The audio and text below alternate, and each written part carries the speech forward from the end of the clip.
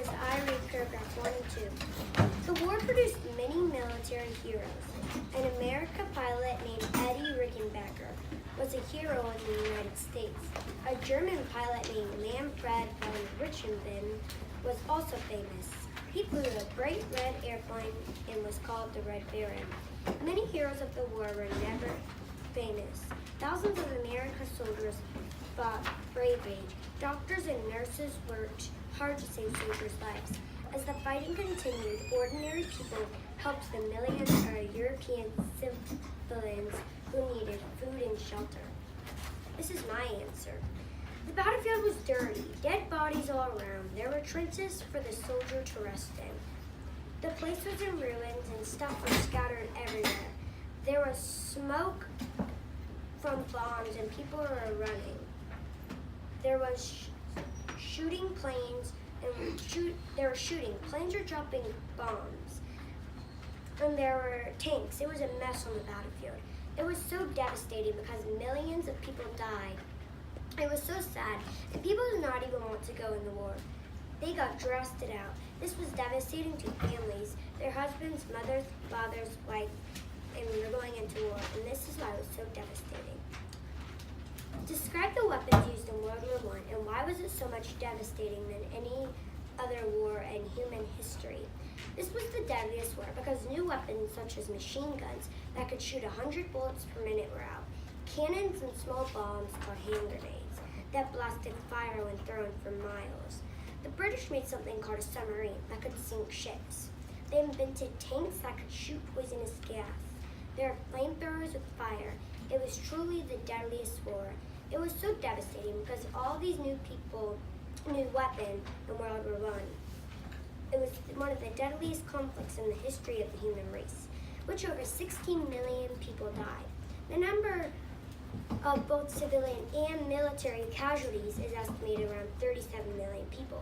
The war killed almost 7 million civilians and 10 million military people. Personal, just to put this in perspective, 16 million people died, and 327 million live in the whole U.S., and about 4 million live in Georgia. So this war was like wiping out Georgia 4 times. This is why it was so devastating. Now, go to page 306 as I read paragraph 1 through 4. During the first year of the war, German submarines sank British ships carrying trade goods. Then in 1915, a German submarine sank the Lusitania. The Lusitania was a British passenger ship with many Americans on board. People were shocked and angry after the sinking of the Lusitania. Germany agreed not to attack any more passenger ships.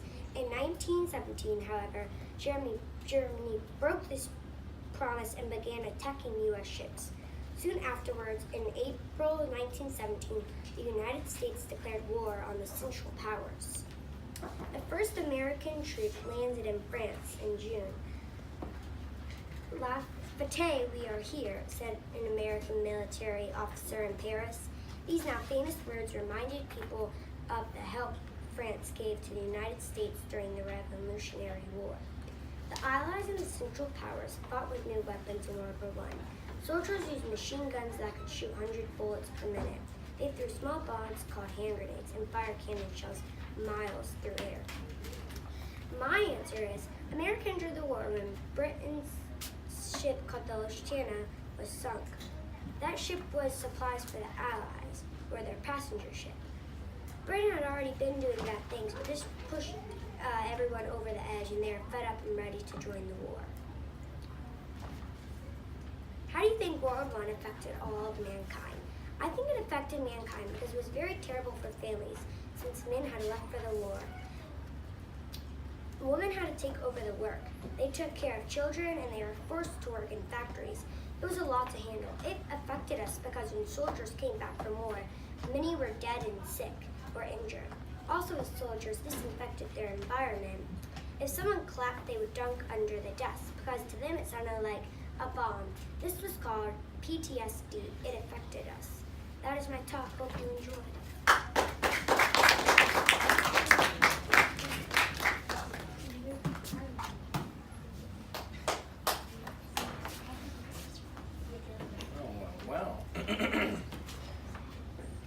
goodness. Are you sure we didn't have rehearsal yesterday? Because that was a very, very, very well done talk. Your timing, 5 minutes, 44 seconds. As you know, you have 6 minutes total to do the public talk. She had 15 seconds to spare.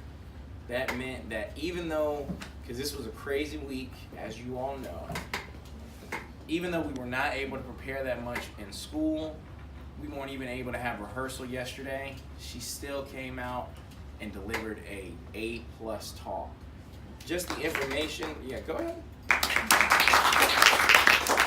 The information you delivered in that talk, talking about how World War I had such an effect on families, and you brought out how so many people didn't even want to fight in World War I, how they were drafted. I know it because I've read the information in the book. The book does not go into that much detail about how people ended up fighting in the draft and PTSD and things like that. So that tells me all the time, that's why I love when you all get these assignments. You can do your own research and make it important to you. And what I really liked about your talk was your delivery. You got up here and you seemed very natural. And you're not, now, when I've known you going on 2 years, you talk, but you don't really talk all that much, not a whole bunch. But when you got up here, it was like, oh man, this is Miss McConnell up here teaching the class. So I really, really enjoyed it. I'm definitely gonna keep you in mind when May comes around and it's assembly time. And we're gonna see what happens in the future. And, oh. I thought that after 2 years I would have gotten over this chronic back pain I have, but you know, I said, you know what? I'm not gonna do this anymore. This is gonna be the last time I have to do this, at least for Miss Merrigan's class, because I spent all week.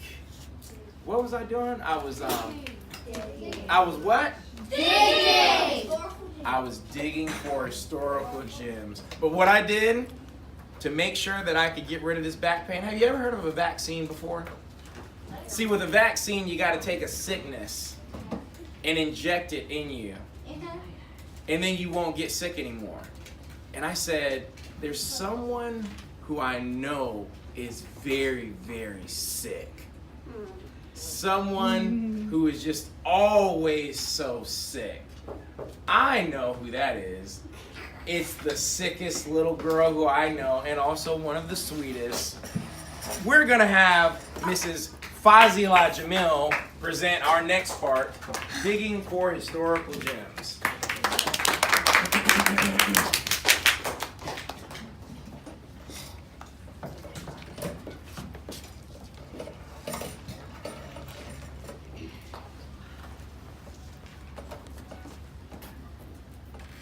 Hi, may I get a reader for page 306, paragraph 4 through 5? Jake. The Allies and the Central Powers fought with new weapons in World War I. Soldiers used machine guns that could shoot hundreds of bullets per minute. They threw small bombs called hand grenades, and they fired cannon shells miles through the air. Other technologies changed the fighting too. Submarines sank ships in the Atlantic Ocean. The British invented the tank to attack across the land between trenches. Both sides used poison gas to harm and kill one another. Later in the war, airplanes were used to drop bombs. World War I was the most destructive war in history at that time. Thank you for your reading. Can I get an answer for question 1?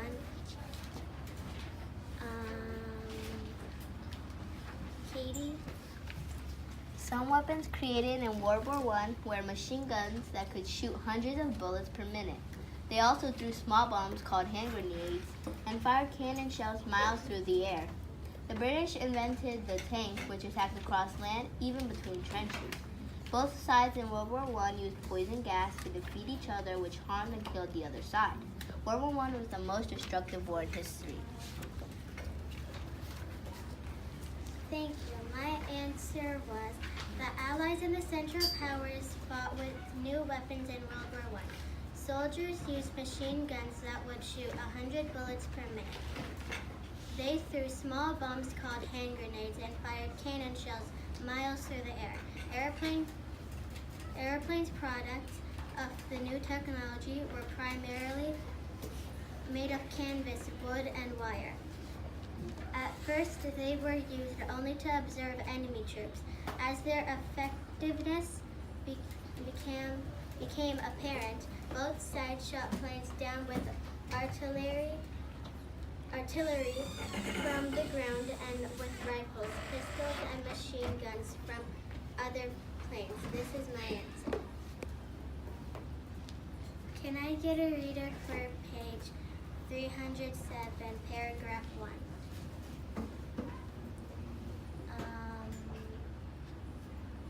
Hudson. The war produced many military heroes. An American pilot named Eddie Rickenbacker was a hero in the United States. A German pilot named Manfred von Richthofen was also famous. He flew a bright red airplane, and it was called the Red Baron. Many heroes of the war were never famous. Thousands of American soldiers fought bravely. Doctors and nurses worked hard to save soldiers' lives. As the fighting continued, ordinary people helped the millions of European civilians who needed food and shelter. Thank you. Can I get an answer for question 2?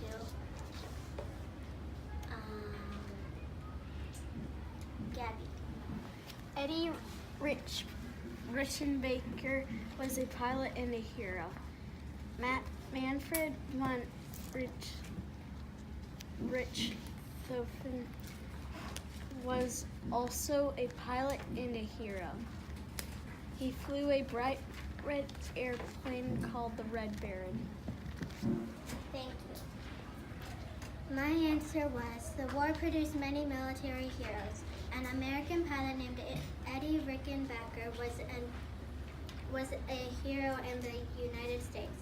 Edward Baron Rickenbacker was born October 8, 1890 and died July 23, 1973. He was an American fighter ace in World War I and Medal of Honor recipient. With 26 aerial victories, he was America's most successful fighter ace in the war. A German pilot named Manfred von Richthofen was also famous. He flew a bright red airplane and was called the Red Baron. Manfred Albrecht Freiherr von Richthofen was a fighter pilot with the German Air Force during World War I. He is considered the ace of aces of the war. Beginning official credit with 80 air combat victories. He was born on May 2nd, 1892 in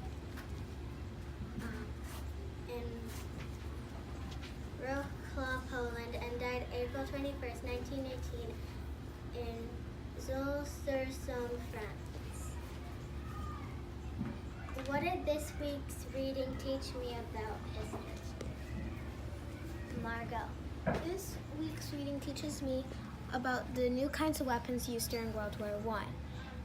Some of these weapons were machine guns that could shoot hundreds of bullets per minute. It also teaches me about two famous pilots, Eddie Rickenbacker and Manfred von Richthofen, who were also very important people in World War I. Can I get another answer? Aki. This week's reading teaches me about history because I can learn about how the U.S. joined World War I and how Germany sank the Lusitania. I can also learn about how the U.S. won World War I and all the new weapons that were brought into World War I. My answer was this week's reading teaches me about about why the war was deadly. The war was deadly because new weapons came out, such as grenades, machine guns, and tanks. They turned anything into a weapon. The plane, for instance, was used to drop bombs down. I also learned about Eddie Rickenbacker and Manfred von Richthofen. Eddie Rickenbacker was an American fighter ace in World War I and Medal of Honor recipient. With 26 aerial victories, he was America's most successful fighter ace in the war. Manfred von Richthofen was also famous. He flew a bright red airplane and was called the Red Baron. He is considered the ace of aces of the war, beginning official credit with 80 air combat victories. Can I get an answer for question 4? Katie. Some points I could use to teach someone about the weapons used by World War I armies, like machine guns that could shoot hundreds of bullets per minute. They also threw small bombs called hand grenades and fired cannon shells miles through the air. The British invented the tank, which attacked across land, even between trenches. Both of the sides in World War I used poison gas to defeat each other, which harmed and killed the other side. These are some facts I could use to teach others about this topic if they would love to learn about this. Can I get one more answer? Emma. I could teach people about the devastating effects that World War I had on many countries. I could also teach people about the Treaty of Versailles and a treaty that made Germany fully responsible for World War I. My answer was, I can use this week's reading to teach people about this topic by teaching them about how long it lasted, what they used as in weapons, some important people, and wars. The conflict lasted 4 years, 3 months, and 14 days, ending on November 11, 1918. They used grenades, machine guns, and tanks. They turned anything into a weapon. The plane, for instance, was used to drop bombs down. Then they should learn some famous people that helped. One of them was Eddie Rickenbacker, who was an American fighter ace in the war in World War I and Medal of Honor recipient. Manfred von Richthofen was also famous. He flew a bright red airplane and was called the Red Baron. He is considered the ace of aces of the war. Another thing is what wars went on, and some are Battle of Tannenberg, August of 1914, First Battle of Marne, September 1914, Battle of Gallipoli, went through 1915 to 1916, Battle of Jutland, spring of 1916, and Battle of Verdun, 1916. This is my answer.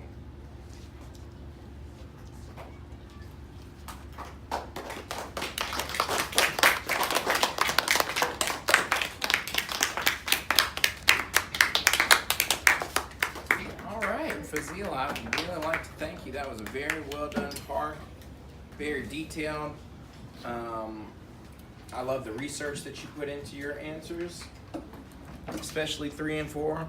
And then one thing I really want to highlight is that there was a lot of participation for our last Digging for Historical Gems part. So I really appreciate that. Not only give Fazila a round of applause, but yourselves a round of applause for that participation.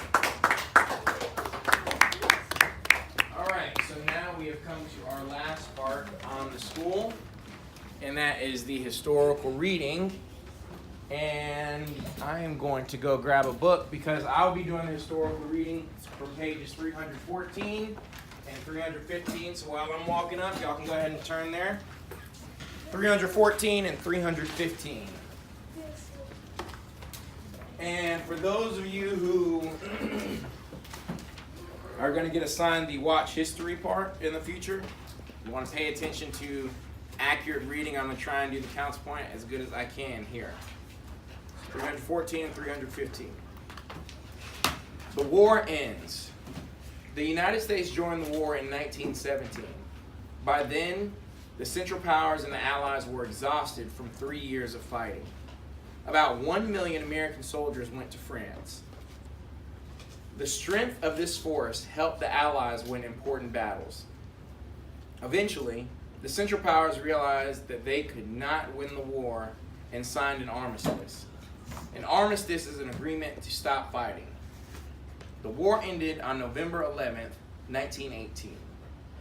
In January 1919, leaders of the Allied countries met in France to write a treaty. President Woodrow Wilson was one of those leaders. The Treaty of Versailles. The treaty to end the war was named the Treaty of Versailles after the French palace in which it was signed.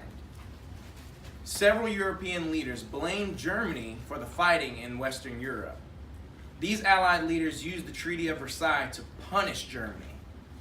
The Germans lost colonies, gave land to France, and paid money to Allied countries. Wilson did not want to punish Germany, but he supported the treaty because it created the League of Nations. Through the League, nations would try to solve their problems peacefully.